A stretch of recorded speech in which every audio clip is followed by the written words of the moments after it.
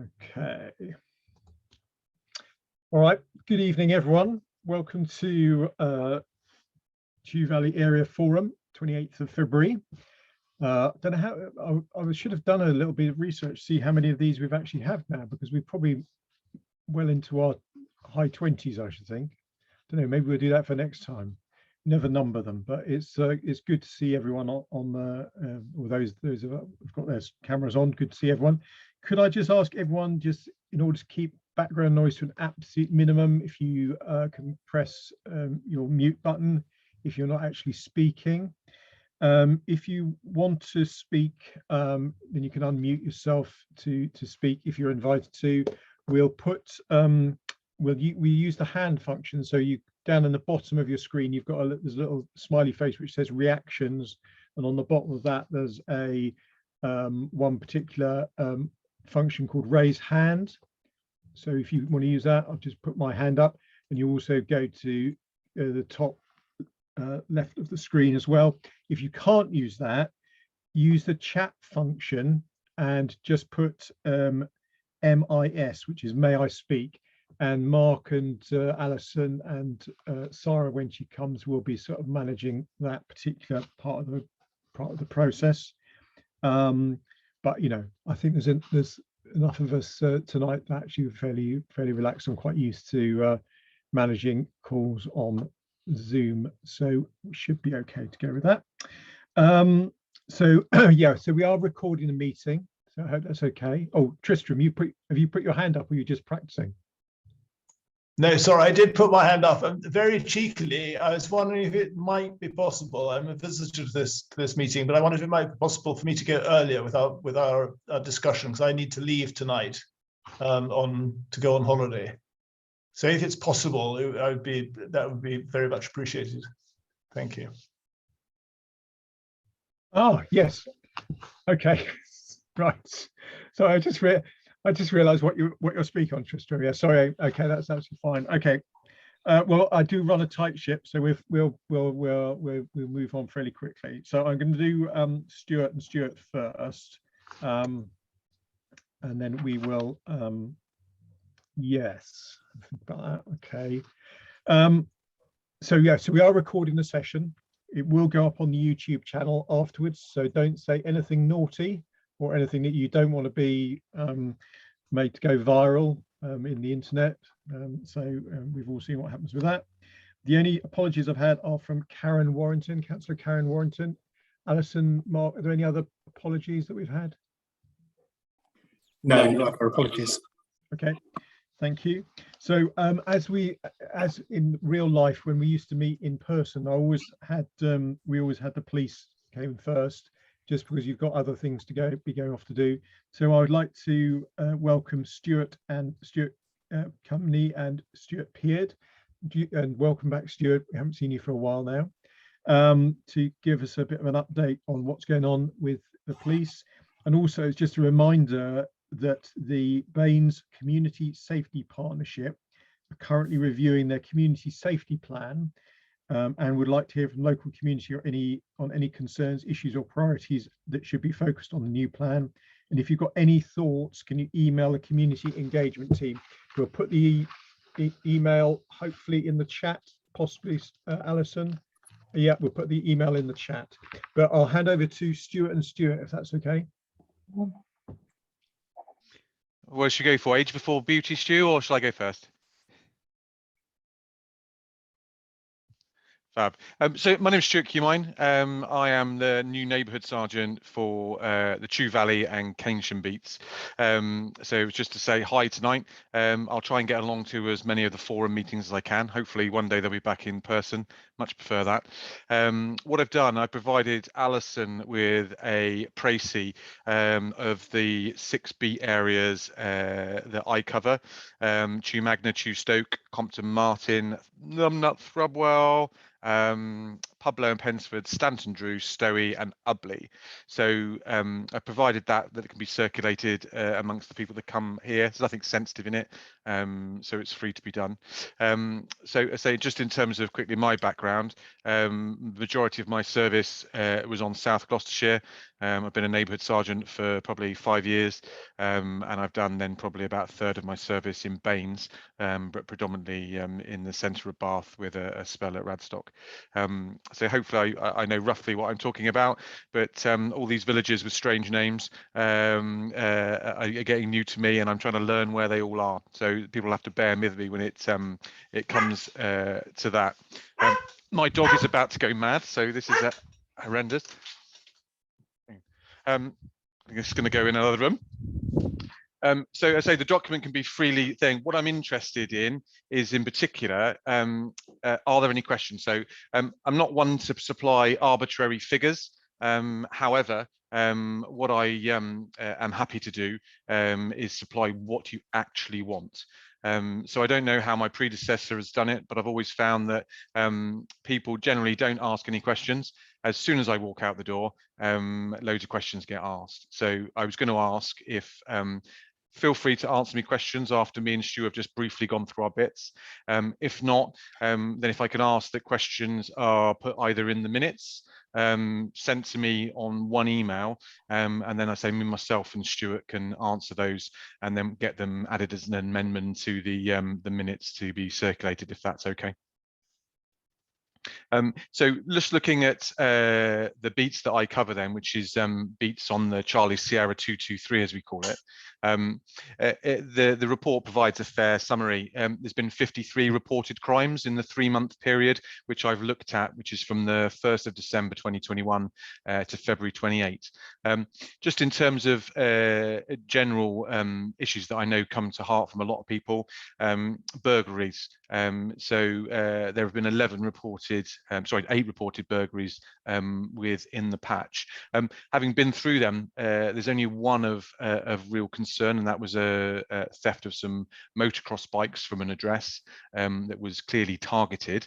However, the rest of them seem to be opportunistic, and there's no clear trend in relation to that. So we're not seeing any particular villages being targeted and things like that. Likewise with the related theft offences. We do have some over the border. I don't think they're even on the other Stuart's patch, where we've had a number of addresses targeted, and actually we've got someone actually in the frame for that, which is quite nice. So hopefully by getting to them early with Operation Remedy, we're able to prevent them from spreading onto our side. But as I say, the crime stats are for people to peruse at their own. But at this present time, I've got no real concerns. There's no particular like-on-like year fluctuation. Very difficult because of last year with all the lockdowns and the changing situation with people working from home more. We saw some of the offences change quite a lot. But the overall level of crime hasn't really changed. My team are pretty stable now. I'm really pleased that it was quite a competitive process, but I've got a new PC coming to the Valley, which is PC Ross Cudd, and he'll cover my areas. He's due on the 10th of March. He's got a really, really extensive background. He was the Cheddar area beat manager for many years, and he's coming back to neighbourhood policing to essentially see out his last 3 or 4 years.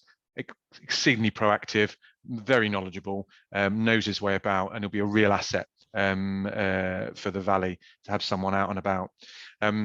So as I say, I'll let people peruse the report. I've put the contact details for my team on there, and as I say, if you've got any questions, you'll just have to bear with me whether I know that it's my village or the other Stuarts, and I'm sure he'll help me out. So I'll hand over to him for his input.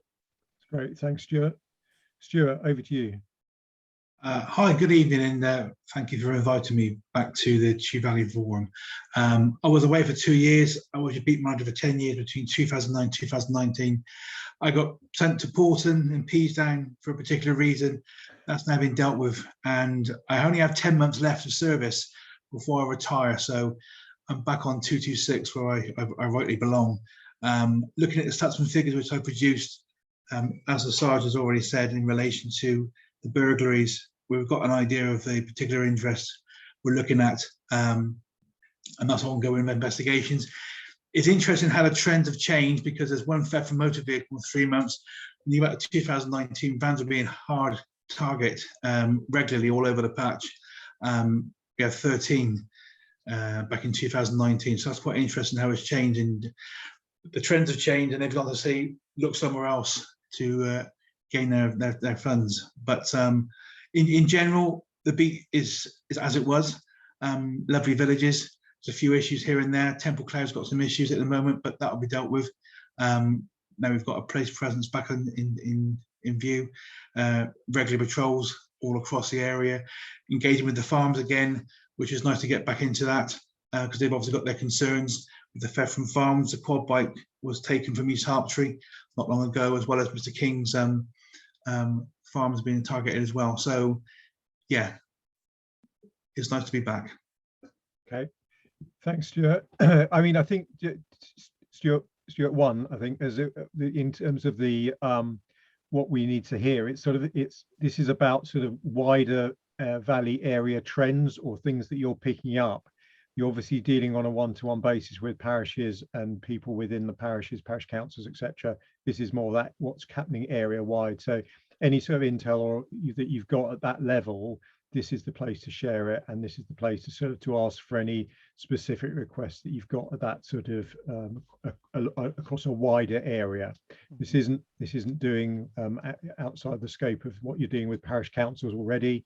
It's more of that wider area activity. So thanks for that briefing, Stuart and Stuart. Has any colleagues got any questions directly for Stuart or Stuart at the moment?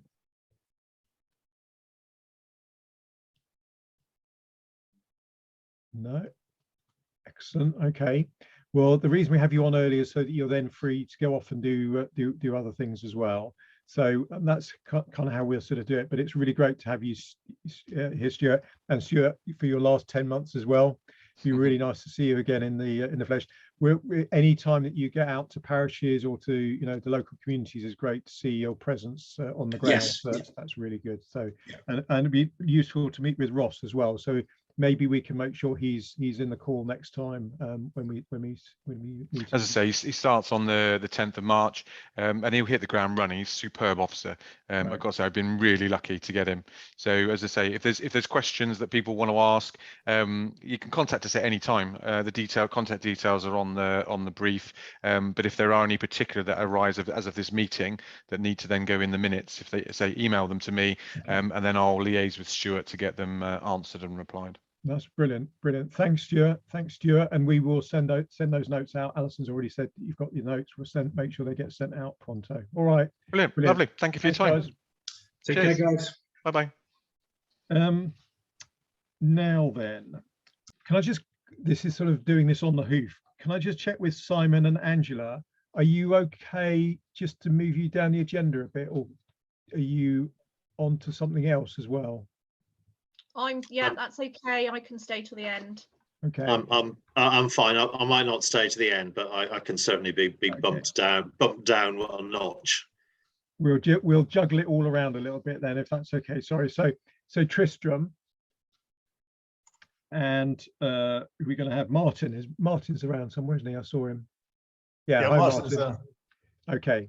Well, look, it's up to you then to speed through your bit, so that not only can you get away on holiday earlier, but you can the people who've had to move down the agenda, we can see if we can get a bit more time. I'm extremely grateful. Thank you so much. Can I share the screen? Yeah. Well, that's up to Mark. Oh God. You should be able to share the screen. Yeah. Can you see that? Not yet. Oh Lord, how? So I've got to say share. Sorry. Okay. Does that work? Yes. You'll need to, if you just do it in presentation view, that's it. Oh God, I've got to go back to the beginning then. That's it. Sorry, I'll be very quick.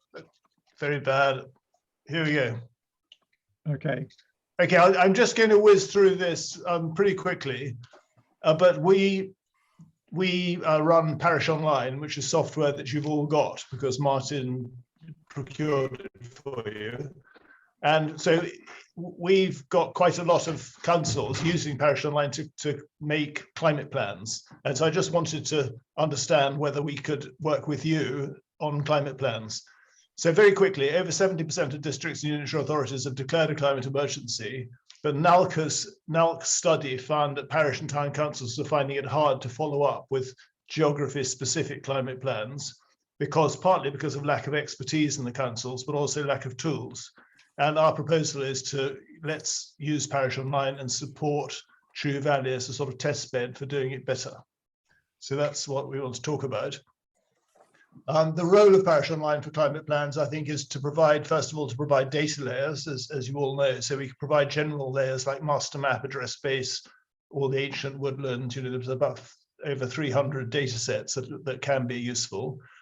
Also, climate-specific data sets. So we've now got a folder of data in Parish Online if you look at your accounts, and we've put in the EPC database, the full EPC database, which I'll show you in a minute.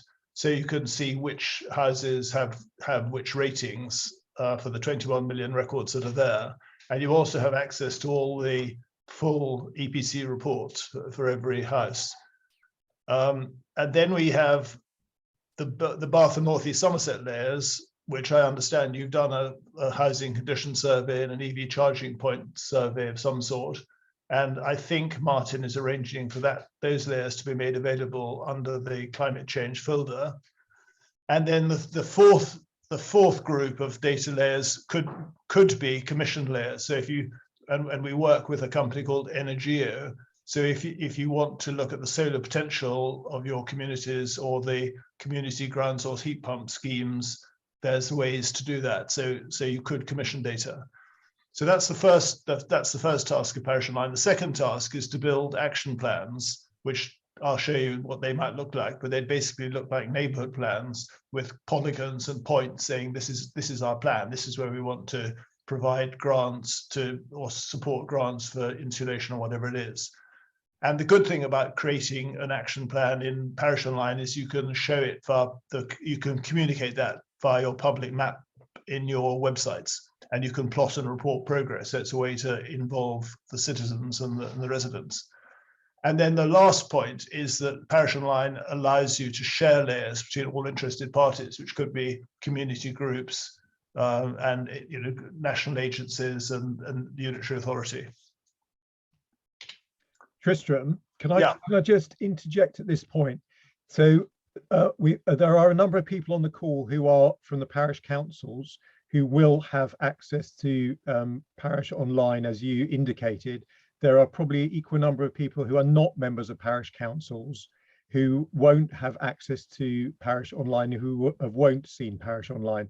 So Martin, can you pick that up in your bit when we go through it? Sorry, I just wanted to say that at the beginning, Tristram, because a lot of people won't know exactly what Parish Online is. Okay, but another, you've just come on though to quite a good point, because this slide shows that one of the things we're trying to do is any group that's working on on climate plans, we in principle would like to arm with either Parish Online or the equivalent software, which is called XMAP. So we've been working in Suffolk, for instance. You can see the idea here is that the parish and town councils are at the bottom of that chart. Above that, you've got the districts and unitary authorities, and then the counties, and then the national agencies like the Department of Energy and Ofgem. And then you've got groups of related users. That could be a climate forum, it could be the True Valley Forum. So in principle, we want to make Parish Online available to all those groups free of charge, anybody who hasn't got it, basically, because Martin has already paid for a group license for all the parishes. So, our whole philosophy in life is to make Parish Online useful. And one of the ways to do that is to share the data and the software between all interested parties. So I hope after this call, maybe everybody could have access to an account. Great, thank you, Tristram. Okay, so here, this is just now people who don't know Parish Online. What it has is maps on the right-hand side, and you can change those. You can have aerial photography, or you can change the scale. And then on the left-hand side, you've got all the different data sets that you can overlay. And so Parish Online is basically a system to log information about parish assets, like your dog bins and your grit bins and your allotments, all that sort of stuff. And if you're making a neighborhood plan, it allows you to analyze all those different data sets and then create your own maps and put those in the public website. So what we've just put in, and this is a screenshot, is the climate and energy folder. And the first thing we've put in it is the EPC Certificate Database. And that's got 4 sort of generalized views. So the one that's showing at the moment is the current rating. So there you've got a color chart showing the color, the energy rating. So that tells you if you want to target houses that are very inefficient, you go for the Ds and the Es, and you can do something with it. So that's just an illustration of how this might help you build climate plans. And the next one is, I've just shown the potential score. So that's the actual EPC score, and it's the potential score increase. So those houses, the EPC reports of the inspector has said you could increase your score by 26 points by spending money on this house. So again, you might say, well, that's, let's go for the 45s, because those would be big increases in insulation. And then the other thing is that all the houses that are shown in that blue color here are also capable of achieving the inspector thinks are capable of achieving a score of C or above. So that's just a sort of very quick indication of the sort of thing Parish Online might do for the climate specific data that we'll put in. And we hope to add to those data sets very quickly and in Bath and North East Somerset through the unitary authority layers that you've already got, which is your building condition survey and your EPC charging points. Stop me if I'm going too fast. I'm trying to whiz through very quickly. That's fine, Tristram. You crack on. Oh, sorry. That's the one. Oh, so this is the report itself. So I've clicked on that D house with the blue circle around it, and on the left-hand side, you then get all the data from the EPC report, which you have to scroll up and down. It's quite long. So that tells you things like the hot water is very inefficient and environmentally unfriendly. There's the floor description is solid, so there's no insulation. All those the number of rooms, all those things, and when double glazing was installed. So analysis of that database could give you clues about where to aim to get the most benefit for your money.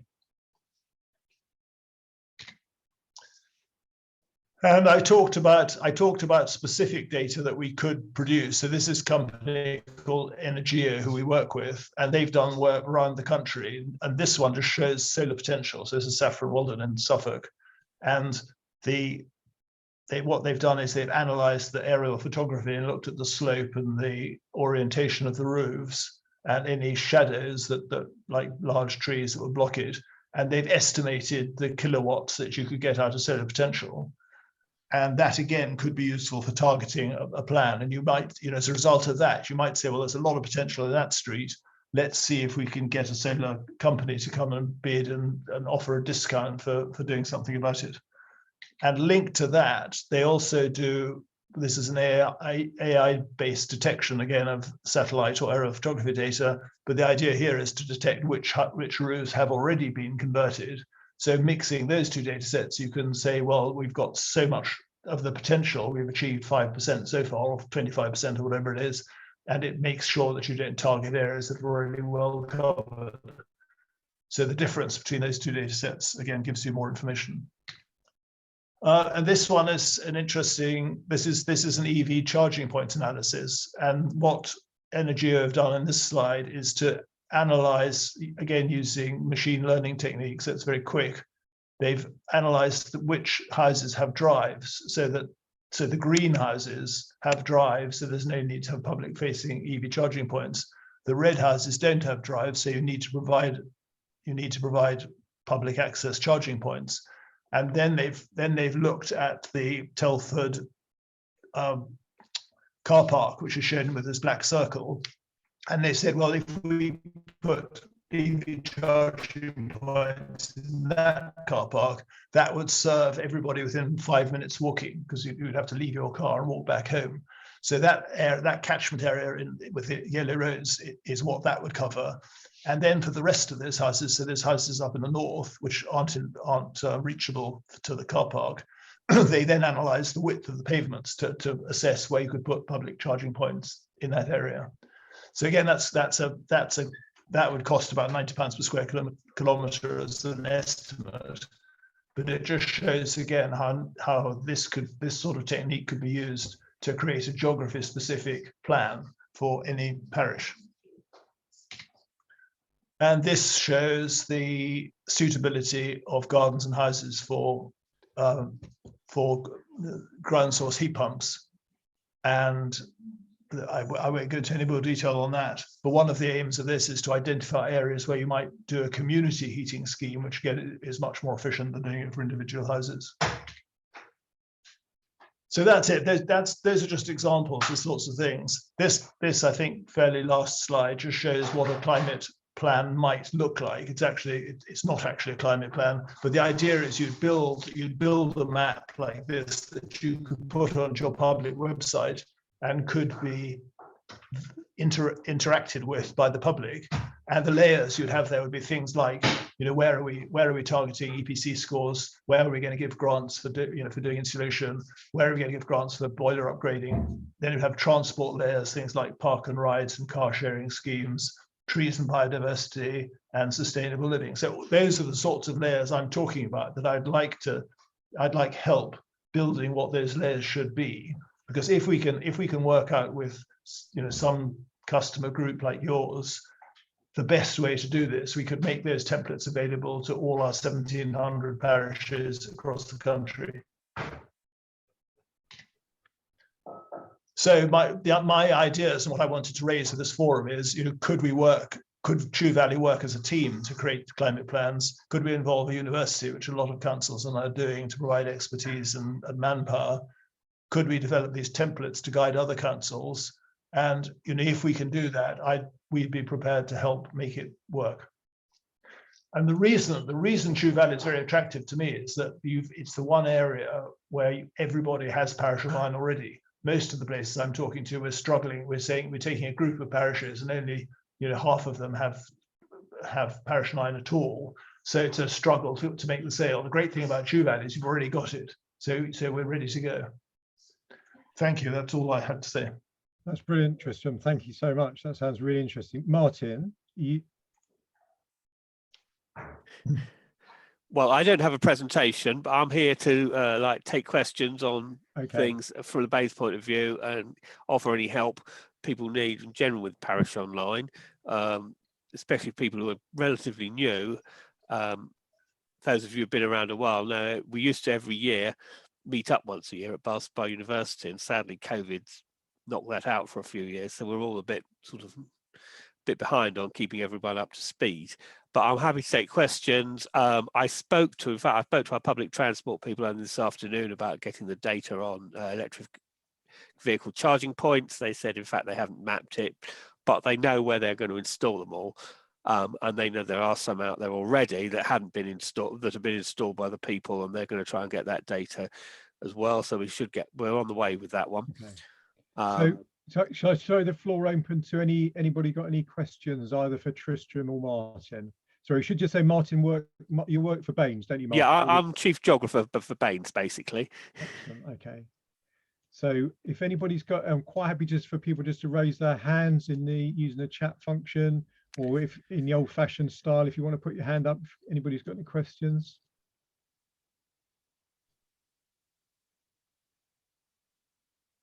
So Sam, you put your hand up, and Jackie, I'm not sure if you put your hand up or you're just applauding. Sorry, I didn't hear that. Was that me or somebody else? No, I got Sam first, and then I'll come to you. Okay. Sam. But you're on mute, Sam.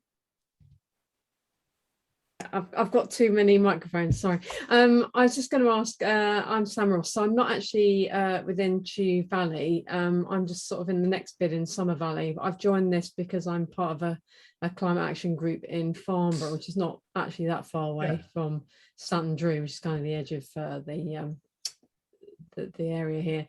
Obviously, we're in the midst of trying to set up doing this kind of stuff as well. So when we're talking about Chew Valley being involved, will it also extend to other parishes around B&NES that or close by to Chew Valley that may be interested in adding to this? Because I think this could be really helpful in us building up our action plan and getting information, especially on the, I was very interested about all this, the energy rating and the solar panel planning and stuff like that. I think that's going to be quite a useful one to sort of allow residents to see what is and what isn't possible with this kind of stuff, because quite often it's an intangible thing to get across when you're looking at mass energy schemes or whatever it is, and I think this will be really helpful with that. So really short question was, will this be expanded to nearby, or are you, when you're talking about Chew Valley, were you just talking about Baines? I wasn't sure about that. Well, Sam, as far as I'm concerned, from a Baines geography point of view, the more the merrier. Yeah. It's just as easy to include Farnborough as it is anybody else. So if you want to come along, be part of this, then I think the better. The more people involved, the better. And have people who want to be involved is the most important thing, really. Fantastic. Yeah, and Sam, that's okay. I think because it's contiguous with that sort of, that the area that we're calling Chew Valley, because of course it's not really, but it's just it is contiguous with that. So Farnborough would be a good one to have on attached to that. Yeah, brilliant. Thanks so much. Oh, sorry, Chris, can I just step in? Can I just say that actually the reason we brought Martin and Tristram to this meeting was really because obviously the Chew Valley is well established in terms of its climate emergency group, and we wanted to sort of test out with you guys to see whether actually there is some appetite for that. But Tristram and Martin will be coming to our parish liaison meeting to talk about it in more general terms. So I think we wanted to use you as sort of, unfortunately, I hope it guinea pigs really in the Chew Valley to see whether Sounding actually, board, Sarah. Sounding board. Test, That's test much learn. nicer, isn't it? Apologies. And so I think, I mean, it sounds like that there is a lot of support here. So I think it's definitely something we want to roll out. It's not just exclusively for Chew Valley. And I think, as Martin said, there's we've missed a number of sort of updates from Parish Online, and I think there's so much potential with using it and utilising it, and having trusted organisations to have access to it as well. So I know there's some final legal issues around that we have to work through, but certainly I think we want to be able to use it as a way to share information and data. So thanks, Sarah. And because your camera on your computer isn't very clever, Alison, it's only picking up one person in focus. Jackie. Yeah, this is brilliant. It will be brilliantly helpful for the Climate and Nature Emergency Working Group. It's just the kind of data that we're interested in. So I can't believe that the whole group won't say yes, but on behalf of the group, I'm definitely saying yes. Okay. So Tristram, that sounds like a big yes from down here. I haven't got any more. There's no more. I've got one more comment, a couple more comments. Well, yes, Martin, you've answered the one about fruit trees. So about food waste, that was a comment in the chat. And again, I think you can, there's a whole sort of raft of different things you can put in that.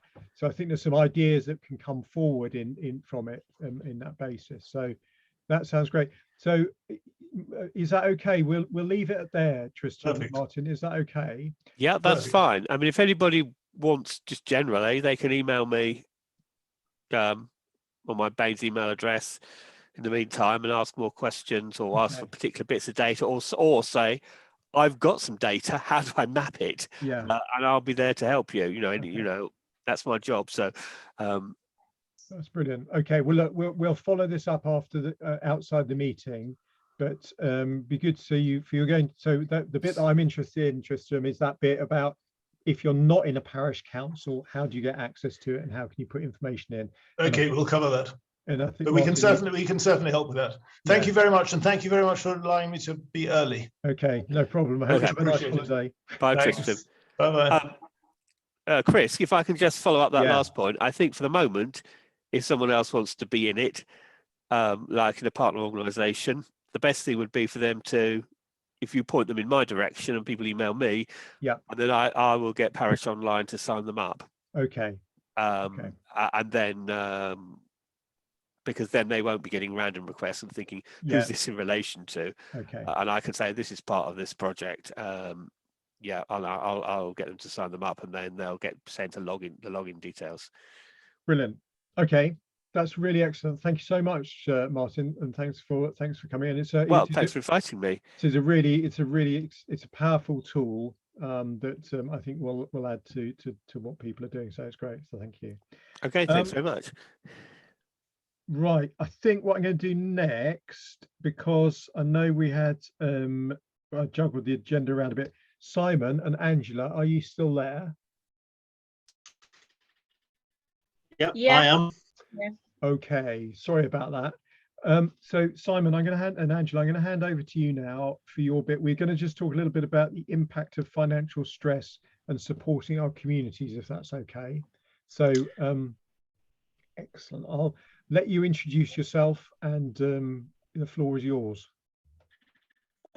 Okay, thank you much, Chris, and good evening, everybody, and thank you for inviting me to your forum. I thought the previous presentation was really interesting and obviously a very important subject, so I'm quite happy to make something so important. I'm Simon Lawson. I'm the Chief Executive at Citizens Advice in BANES. And I'm going to talk to you for a few minutes this evening and do a short presentation about the financial and particularly how we can support local people and local communities at this very difficult time financially for everybody. Could I have the next slide, please? So I'm just going to run over some of the services that we offer to people. We have what we call a generalist advice service, and the strapline for that is whoever you are, whatever the problem, which pretty much sums it up. So we give advice to any resident in the BANES area about any issue at all, and we will try and solve that for them. If we can't, we will refer on to somebody else who is able to answer that question. Now, some of those questions we can just deal with straight away. Sometimes we would then have to intervene on behalf of somebody. So we would have to maybe send an email or write a letter or make a phone call on behalf of somebody. But sometimes the problems are more complex, and we would get involved in casework, which would involve making an appointment with people, maybe several follow-up appointments or several follow-up contacts by email or phone or whatever. So it's a very wide-ranging and generalist service. Linked to that, we do specialist services in benefits and debt advice. These are our two main problem areas, and that's common across the country. Benefits and debt are the top two issues that people come to us with. So we have two specialist benefit teams. One is helping people claim benefits if they are affected by cancer or suffering a life-limiting illness. And then we have a separate team who also do appeals to Social Security appeal tribunals. So if we or our clients think that a benefit decision is incorrect, we ask for reconsideration of that. If the reconsideration doesn't change that, we will then go to appeal if we think that that decision is wrong. And we win 90+% of the appeals that we do. The team have a very good success rate. And we have a specific debt team, and I'll talk a little bit more about that later. We also have access to local lawyers who advise on specialist areas for free, and that's generally in employment and family. But we will be expanding that shortly when we launch the new Bath Law Clinic in partnership with Stone King and our university. We also have access to a wide range of grant and voucher payments to help people in financial stress directly. And often we can either make an application on their behalf, or we can signpost people to make an application, or in some cases we are actually given funding. We are seen as a trusted intermediary. We are given funding by the funders to allocate directly to people according to what the funder has. And this is becoming an increasingly big part of our work, particularly over the last 2 years. That there's been a lot of sort of COVID-related financial assistance made directly to local residents and families. And lastly, what we do is we influence and we try and prevent problems. So we aggregate all the different problems that we get.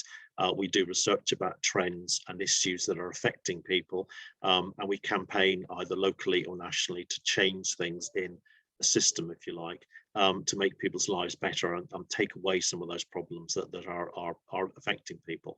And nationally, Citizens Advice has had quite a lot of impact with the universal credit, the new benefit that's been brought in.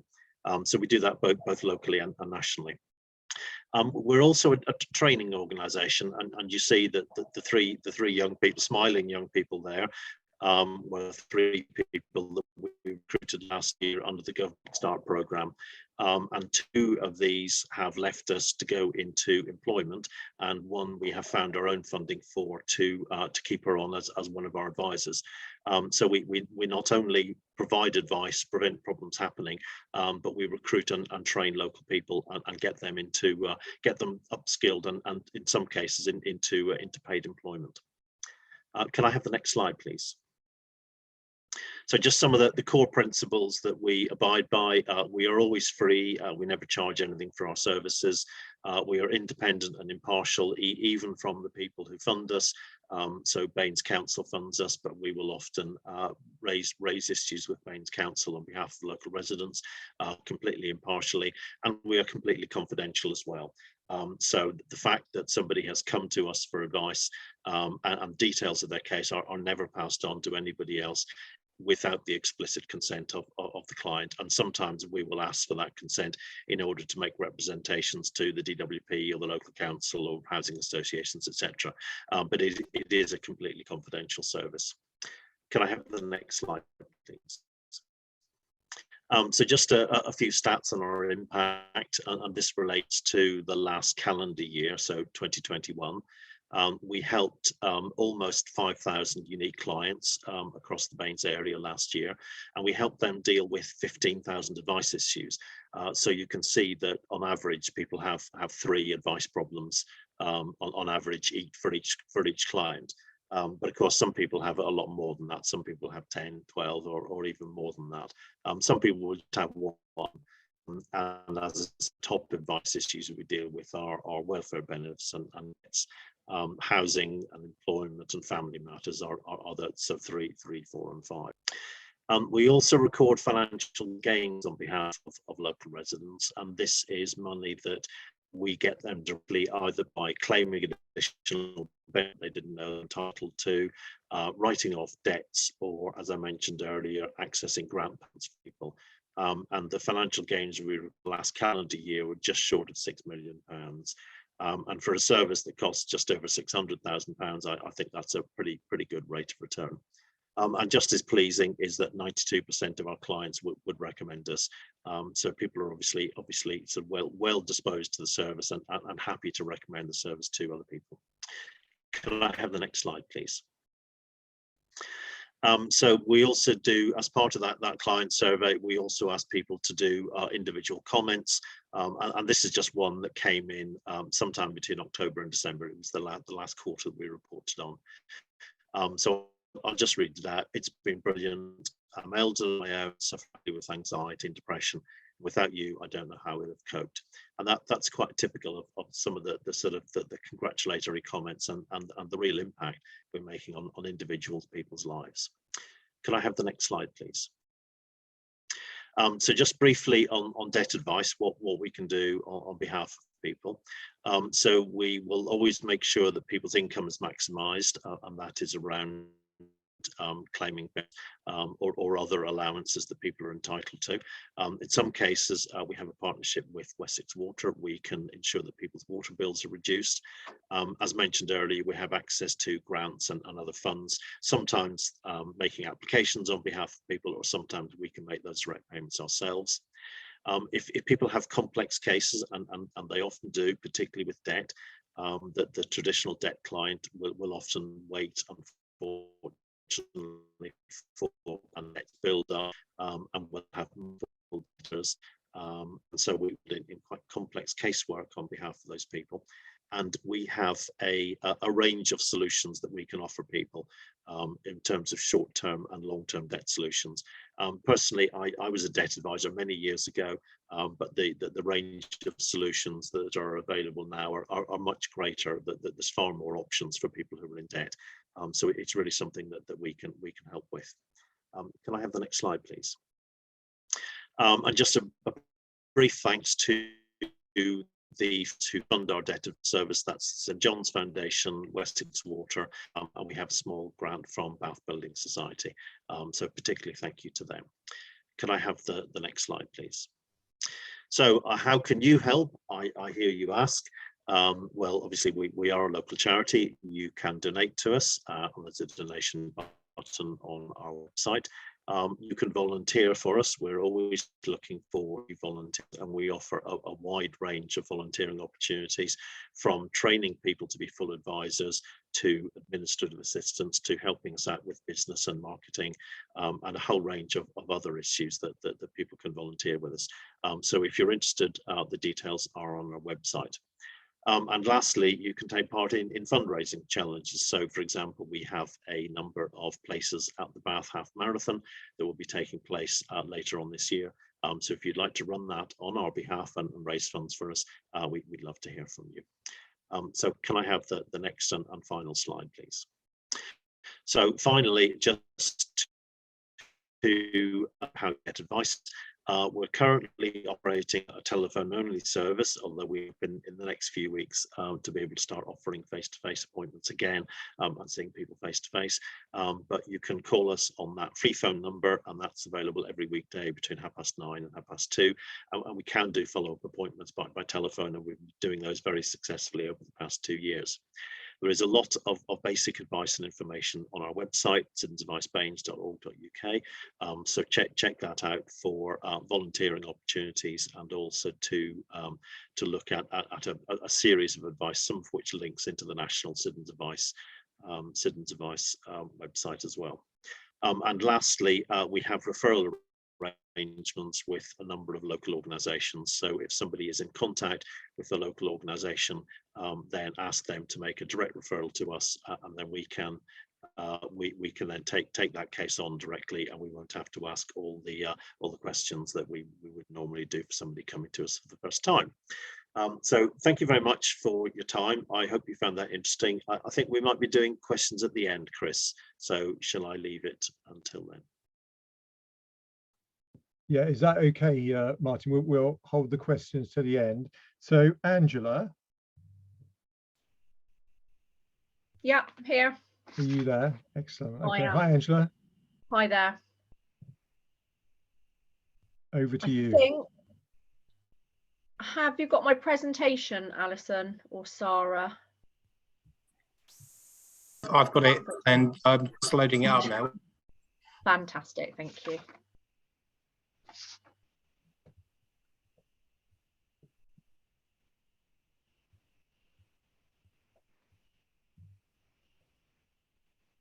Great, thanks very much. So good evening, everybody. I'm Angela Hucker, and I'm part of the welfare support team at Bath and North East Somerset Council. If I could have the next slide, please, Mark, thank you. So the aim of the welfare support service is to support local residents in crisis who are in extreme financial difficulty and cannot afford to pay for daily living needs and household items. So that may be for various reasons, or maybe they've just claimed universal credit, for instance, and have to wait 5 weeks before they get any money. So we would sort of step in at that point and help them with food for a limited period of time.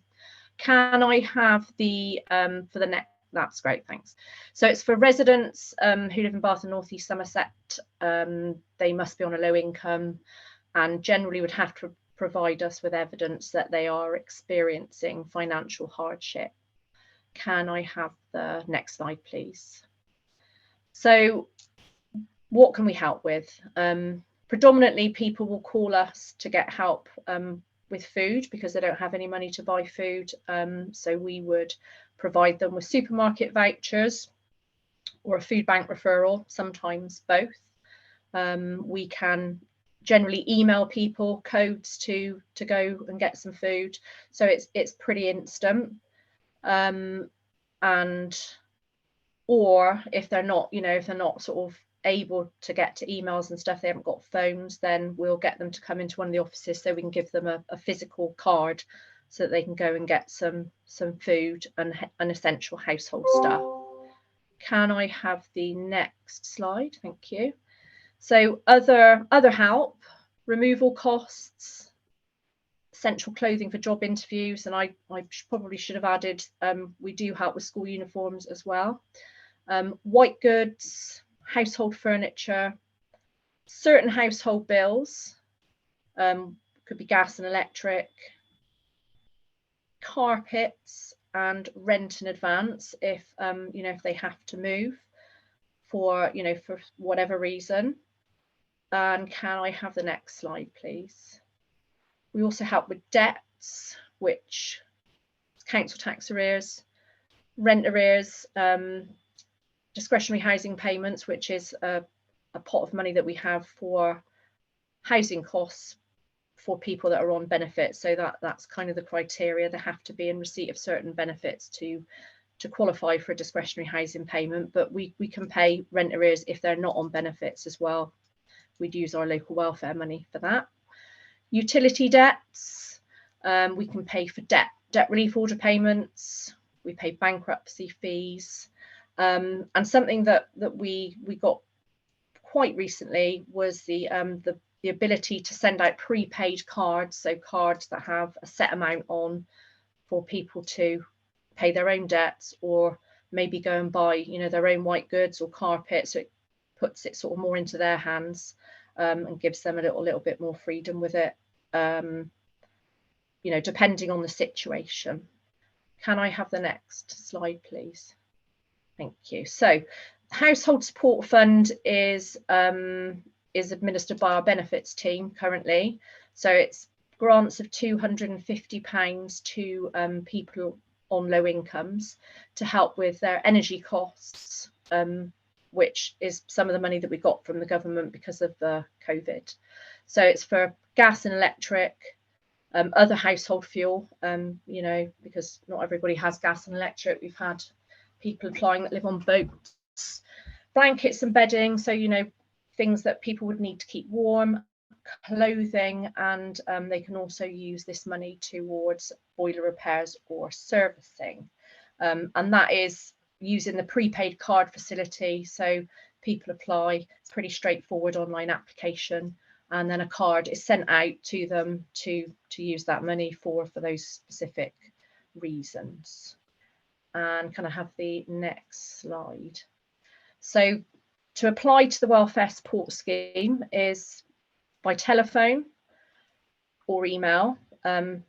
People can apply themselves, or they could be referred. We do get a lot of referrals from places like Citizens Advice, and we would refer people back to them as well if we thought that they could do with their service. And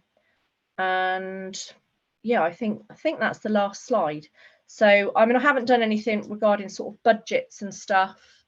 We had a lot more money this year because of COVID, which we could allocate to things like gas and electric, and we also administered the free school meals. So a portion of that money went to children in the school holidays, who would be entitled to free school meals. So yeah, that's kind of the welfare support scheme in a bit of a nutshell. Great. Thanks, Angela, and thanks, Simon. I've got a couple of questions. I'm very happy to take some other questions from colleagues around the room. I'll start with, if I can crack on with my two questions, that's okay, chair's privilege and all that. One of the things that we wanted to really address, and we always ask people to look at, is we're not Bath out here, we're very rural. And actually, a lot of the things that you said sort of kind of assume that there's an ability to travel either to Bath or to Radstock, Midsummer Norton, and actually quite a lot of people that we work with or live out in this area, that is actually one of the problems, is actually getting to places. And we wondered whether, what your suggestions, either both Angela and Simon, what your suggestions were around, the rurality of working out in this part of the world, where just as many people look to Wales or even Bristol for their support services as they do to Bath. Shall I answer from our point first, Chris? Thanks, Simon. Okay, I mean, first of all, at the moment, for the last 2 years, we've been running a telephone-only service, and we have done, as I said earlier, we can do appointments, we can get documents sent to us, either scanned or posted to us, so we can look at documents. So that hasn't been much of an issue over the last 2 years.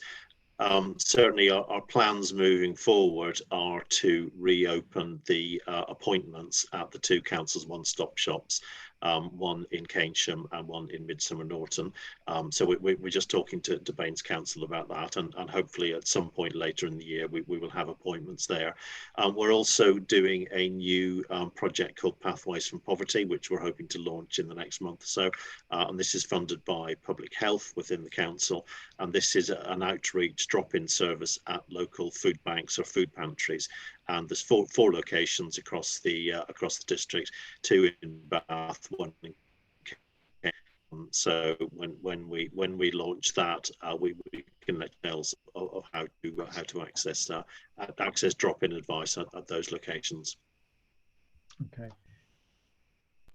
Yeah, I mean, I fully appreciate that it is really difficult for people in the rural areas. I live in the rural area of Baines, and if you haven't got a car, it is tricky because the buses aren't very frequent. So our service is a phone service, so people can access us from their homes, and we can send out codes to them directly so that they can go and buy food if they're able to get to a local supermarket.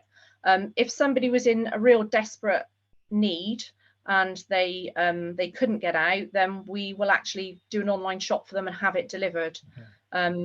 It's not always easy to do it the same day, and it does depend how soon they call or how early they call, because the slots get filled up quite quickly. But we do have that capability.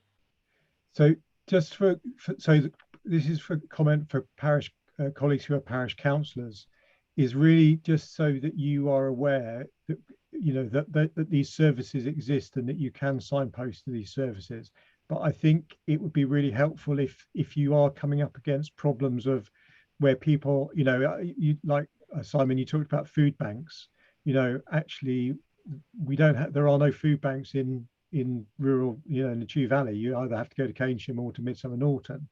And the last thing people, in that space want to do when they're needing food banks is to sort of to go somewhere else, or they can't go somewhere else. So we actually do find that there are issues of real poverty, but it's hidden, and that's the thing is people don't like, they won't ask for help. So this is really a call out to parish councillors as well, just so you know that these services exist. We were thinking about bringing CSE as well to talk about the energy, but Angela, you've already talked a little bit about energy. The one thing that we, again, in the rural areas that is majorly impactful is the number of houses that are heated with oil. And unlike electricity and gas, which has been price capped by the government, oil is not price capped. And at the moment, the current purchase price of oil is doubled over the last 2 months. So you are now having people who are, thinking about whether to buy food or to heat their houses. And it's those choices. So if we can include oil on your list of things that people can help have support with. But, the issue about poverty is real. It exists even out in the nice lush parts of the Chew Valley. And I think it's just about how we can pick it up and how we can link up with you, Simon, and with you, Angela, and get those services out to people who really need it. Well, our Pathways from Poverty project is very much, so we'll be launching that for a year. We do hope to expand that, so we'd certainly be interested in talking to you about other potential locations outside Bath City itself. Yeah, excellent. I've got no other hands from colleagues up. Does anybody else want to ask Simon or Angela anything?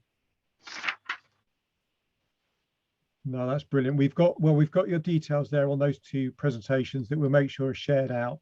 I'd just like to say thanks for accommodating us for moving the agenda forward. I didn't want to point out to Tristram, Simon, that you'd actually were coming on a day's holiday anyway. So I know he asked to be bumped off early so he could go on his holiday. You actually are on holiday, Simon. So thanks for coming in. Well, I was on holiday, but then I had another work meeting come up, so I All right. decided to forgo it. But never Thanks, mind. thanks so much. I have another day's annual leave in the pot to take later. Okay, thank you, and thanks very much for coming in, Angela and Simon. Thank you. Thank you. Okay, well, we're doing okay on time at the moment. So Nick and Jackie, are you okay just to do a quick update on Chew Valley Nature and Climate Emergency Working Group? Sure, yeah. I'm going to share my screen, and then we're going to share between us the showing of it. If I can find the, sorry, I've got a dodgy mouse. Right.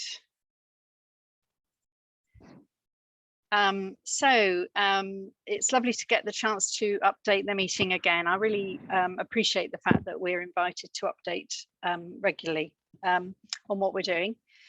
So these are the main work areas that we've got at the moment, and the key sort of themes that we want to communicate is that we're trying to gather and then disseminate information, that we're trying to work in partnership with other people. And I'm going to say this a few times, we really want more people to join our team. So some of the things we've done since the last meeting, we've managed to establish a regular column in Chew Valley Gazette, which you may have already noticed. So that's every month we just give a little bit of light touch information about how people can access support or things they might want to do to reduce their own carbon footprint. And our different working groups take that in turns to write the piece for that. Nick's going to talk about home energy. Yeah, thank you, Jackie. So the current focus of the home energy group relates to home insulation.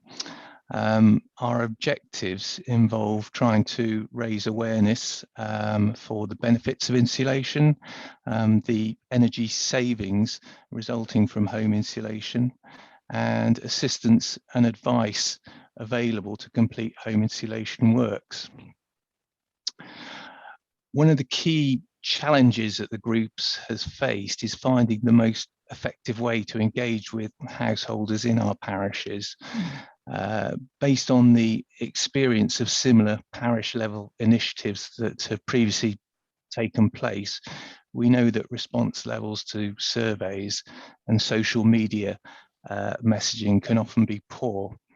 So as a result of that, we're currently exploring ways in which we can engage with valley dwellers on a face-to-face basis to try and raise awareness of the benefits of home insulation. Rather than hold dedicated events that we feel might not gain a lot of interest and attendance, our plan is, so to speak, hijack established village and valley-based events where we have the opportunity to engage with a larger captive audience, to do things like start having conversations about home insulation and pass on initial advice that we can perhaps follow up on later. The sort of events that we are looking to attend might include WI meetings, village social group meetings, and larger events such as village shows or school-based events. We're currently building up a list of village and valley-wide events that we could attend. As part of the plan, we're looking to develop what we refer to as a home insulation awareness toolkit that can be used with minimal training by our group members and also people working within a parish as well.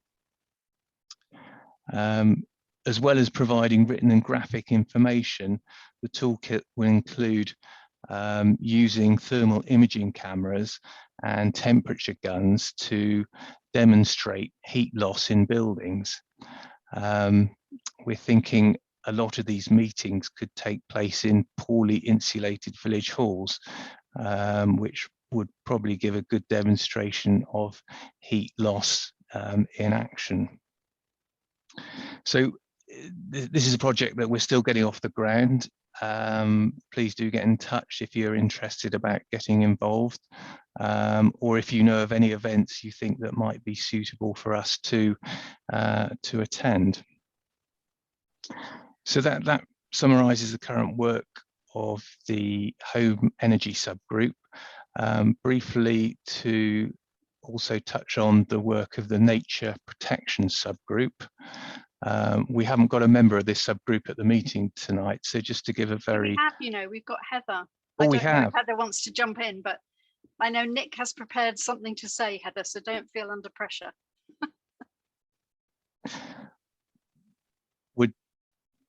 Go for it, Nick. She can jump in. yeah, please do jump in, Heather. But just to give a very brief overview, the recent focus of this group has been on dark skies and light pollution.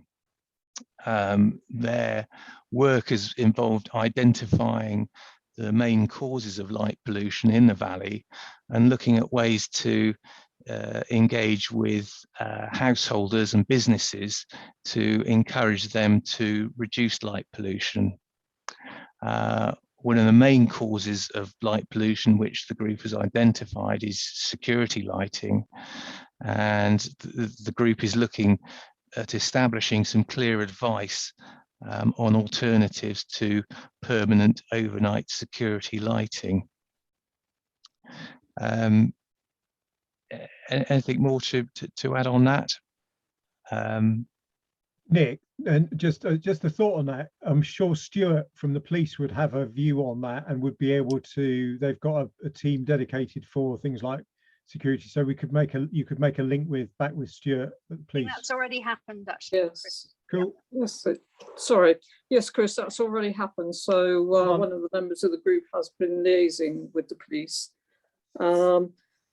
Thanks, Nick and Jackie. I'm sorry I wasn't at the last meeting, but just to add in that, I mean, lighting alternatives and security lighting, it's also about domestic security lighting, because so many people have that these days, but have it in the wrong direction, have the angle wrong, and we know that that's having quite an impact as well. I thought the presentation from Tristram on Parish Online was absolutely fantastic, because that potentially gives us a huge source in terms of mapping all sorts of things, whether that's the hedgerows, whether it's lighting at night, and so on and so forth. And finally, just a plug, I'm not sure if people have already signed up, but the CPRE are doing a stargazing activity with a view to mapping clear skies. And if people hadn't signed up, it's all free, and there's lots of advice about how to do it, and that will help us look at the whole dark sky thing. Thank you. Okay, so moving on to transport. So that's the subgroup that I'm part of. We've reported on them quite a bit in previous meetings, so I won't go into big details. But the big news, I suppose, is that we've managed to establish a regular working group, which is for our group, along with transport planners in Wecker and in Baines. And we had our second of those meetings today. Essentially, what got us in the door was writing the survey of the 410 households in the Chew Valley about present and preferred transport options to try to decarbonise transport in the valley. And there are a number of potential ways forward with that, which are feeling quite exciting, really, that we are absolutely round the table with that. So I guess the request for the parish is that anything that you notice as a need or can see as a solution to any area relating to transport, please do communicate to us, because we have now got that regular meeting where, you know, we are being listened to, and we're also hearing news very early on. One of the things we did recently in transport is that we did a mapping survey. So I was very interested in the mapping tool, but I just wanted to quickly click on to, oh, it's not letting me do it. Right, okay, I'm not going to do it then. Oh yes, I am, there we go. So this is a map, we used Google because we hadn't got that tool. And this is a map that we put together looking at the Chew Valley area in terms of electric charging points. So what you can see is the grey areas are ones that didn't respond to our survey. And so one of our pleas is Dundry, Norton Marlwood, Chelwood, Clutton, Cameley. If you want to talk, be part of our group, join us, because it is quite noticeable that the responses and the positive responses came broadly from the parishes that are part of our group. So we really do want to try and reach out to other parishes to join us. What this shows, the green areas are parishes who say they would like charging points, orange is probably not, and red is not. And as I said, the grey is where we didn't hear back. And we can also see on this same map, or if my thing will work, okay, these were the areas that were suggested to us as possible areas for mapping, for putting those chargers. And we also had on this map the other parish community buildings. So that kind of activity, that kind of mapping is part of what we get involved in transport. You were going to say about renewable energy, Nick? Yeah, so renewable energy, we don't currently have a renewable energy subgroup, but we are aware of proposed development plans for a number of large commercial PV schemes in the valley and surrounding areas. And we've recently been contacted by a BANES councillor to inquire about the group providing a climate and nature emergency perspective on these applications. We're very aware of the conflicting opinions involved in PV development, the issues of visual impact, the loss of good quality agricultural land, effects on nature, soil and biodiversity, and the weighing up between the need for food security and energy security. The group is planning on developing a general response to PV development in the valley that would apply to both commercial and community-led schemes. The intention is that this response will look to encapsulate all the climate and nature emergency issues, both negative and positive, associated with PV development. We're planning on sharing this response with parish councils in the valley to help inform them about specific climate and nature issues, which they can then use when they come to review and respond to applications for PV developments in their parish. So the intention is to work closely with the parish councils to assist them when these applications arise. Again, this is work in progress, and we're currently assembling opinions from our members and parish councils to develop this response. Thanks for that. Bristol Water, I just wanted to mention we've been developing a relationship with Bristol Water across some time, talking about the climate and nature emergency. We've now got to the stage where they are offering to, or wanting us to work collaboratively with them to create a pilot that looks at the attitude and behavioural change needed for people to reduce their water consumption, and particularly actually interested in households where there isn't a financial need to reduce water consumption, but obviously there is a climate and nature emergency need. So we've got two of our group members who've offered to take that one on, so that's very exciting. That'll be a pilot happening in the next probably when we next report to you, we'll be able to tell you something about that. The final thing I wanted to say is, although you can see we are doing absolutely masses and there's a lot of energy and enthusiasm in the group, one of the things that we're struggling with is having regular attendance of enough people for it to feel like we're representing a critical mass from across the valley. And so this is a call out really to all parish councils.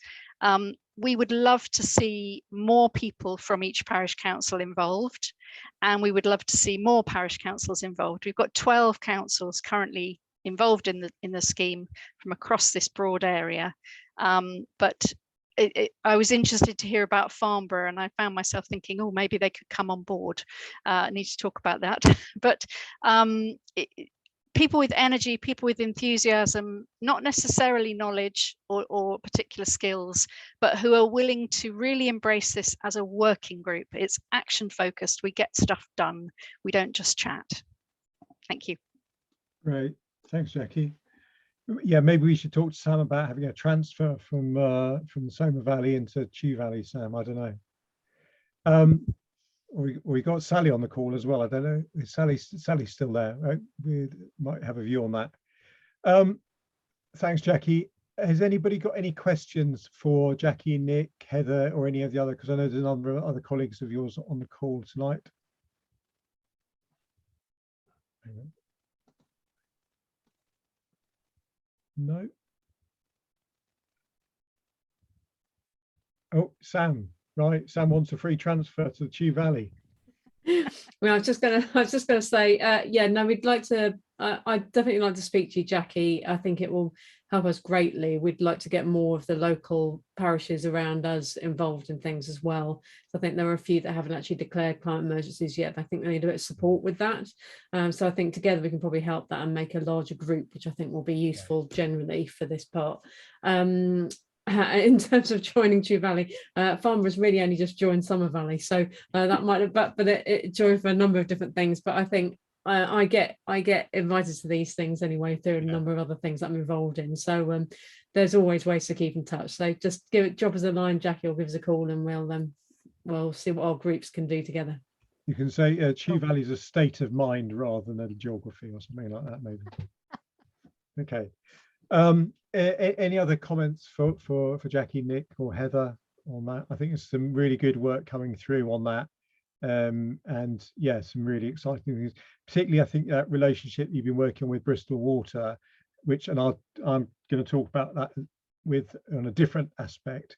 But Bristol Water have been going through some organisational changes, or they still are going through some organisational changes. So I think when that's bottomed out, you'll see some really, some willingness to move some stuff forward. I think they've been treading water a little bit for a while, so hopefully that will be resolving. Any other comments? No, we'll put the slides up on the in the pack, Jackie, if that's okay. Okay, so doing okay for time. All right, so I've got some any other business, and the any other business was to just bring to your attention the Chew Valley Lake Recreational Trail, this is what I said about Bristol Water. So the Recreational Trail, I know some of you have been adversely impacted by the construction work that's been going on since the beginning of the year. It's due to finish in a couple of weeks' time, and it's unfortunate, and apologise for that. But the actual path, there's a group of us which are just working on the opening of it. The formal opening, in other words, when the ribbon is sort of cut, won't be happening till the middle of May, but it is likely that the path will be open for soft use, i.e. not a formal opening, but people will use it anyway, quite a long time before that. But until we've got that actually confirmed, we won't be able to sort of to go out on that. And the soft launch is so that we gradually get people using it, rather than having hundreds of people flock down there on one day, because obviously this is going to fall right over Easter. So we want to make sure that people discover it rather than a formal opening. So we will let you know when the formal opening is going to be, but as I say, it's looking like it's going to be in May now. The trail is going to be all off-road, apart from well, obviously there's a small bit of road which links the Chewstoke Road to Woodford Lodge, but that's not highway, that's actually an access road to the lodge. And then the path will go all the way through to Bishop Sutton. So Heather, you'll be sort of linked up with Stoke. There's a lovely, really nice new footbridge going in on Hollowbrook Lane, which is a lovely, really nice footbridge going in across there. So that should sort of should link the thing up. So it will be really exciting. We'll give you some more details as it comes through, but I just wanted to update you where we were at with that particular project. So any questions on that? No. Excellent. Okay. I've got on my agenda, Sarah, Alison, can you help me out? Place-based working. Remind me what that was. Hi, Chris. Yeah, no, it was just to sort of highlight that the council's doing some internal organisational changes in terms of virtual teams to focus much more on place-based working. It sort of fits with the conversations with Tristan and Martin around, obviously, using resources locally, how we bring projects together, how do we coordinate things. And obviously, with the Connecting Communities forums, we're well ahead of that in terms of obviously the community engagement, but actually how do we do that internally? And I think the idea is that we'll come back to the forum at some point to talk about how that's going to work. It shouldn't make much of a difference, but it's much more of an internal coordination of projects. Thank you. Thanks for reminding me. Thanks for taking that one from me, Sarah. Excellent. Okay. So I've got nothing else that's me done on my agenda. Does anybody else have anything they wanted to raise at this point? Not that we normally do sort of AOB, but I'm quite happy to take any other comments. If not, the next meeting is scheduled for Tuesday, the 14th of June, which, oh, sorry, Sue, you've got your hand up. Sorry, Sue. Hi. Oh. Hi, thank you. Can you hear me? Yeah, is that okay? Yeah, so I just wanted to say hello, really, and I know I've just started working for Healthwatch just about a month ago, and I believe Healthwatch used to come along to the area forums. Yeah. So I really just wanted to say, I know there's been a gap of quite a long time, maybe a year and a half, 2 years, when there wasn't anyone actually working within Bath and North East Somerset. So I really just wanted to say, I've just started working, so the aim is to try and get out and let people know that Healthwatch is out and about and trying to do more work on the ground, so that maybe I can send Alison a link to our website and say there's an offer for people to sign up to a news update and take part in any work. Primarily Healthwatch is about trying to gather feedback from people about their experience of accessing health and social care, and I understand that's quite a particular issue around rural access that you've already referenced this evening. So if I can send those details to Alison to share out, however you share information, that would be great.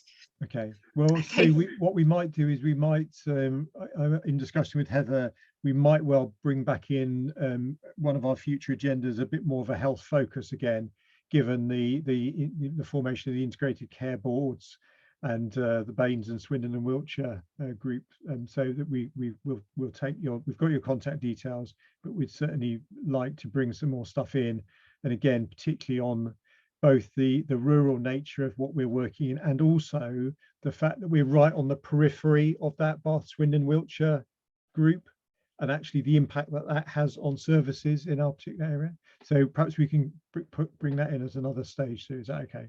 Great. Thanks very much. Okay, so right, Tuesday 14th of June and Wednesday 21st of September. Can't believe I'm giving you dates for September already. So there you go. But thank you very much, everyone, for coming this evening, and I hope that's been a useful meeting for colleagues. Thanks for speakers who are left on the call. Martin, thanks for sticking with us, and hopefully you like Jackie's Google map there, which shows you sort of exciting to get going with your ones. But thank you very much, everyone, and we'll see you in a bit. I'll see you in June, if not before. Okay, cheers then.